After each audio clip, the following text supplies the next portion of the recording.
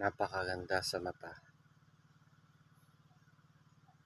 Napakaganda tingnan. Ngunit napakasakit sa dibdib. Dahil sa daming bunga na yan, 10 to 20% lang ang tumuloy. Kadalasan ay nalalagas dahil sa sobrang init.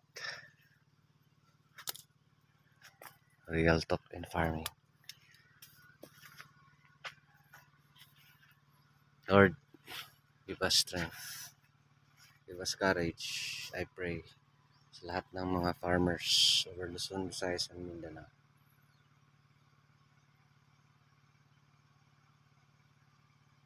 Dahil sa naranasang napakainit at tinding init ng panahon, sana bigyan nyo kami ng lakas.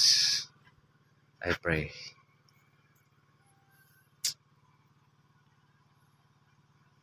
Give us the courage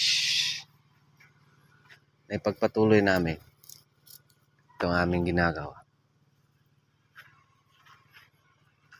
I pray. This we ask to Christ our Lord. Amen. Thank you, Lord.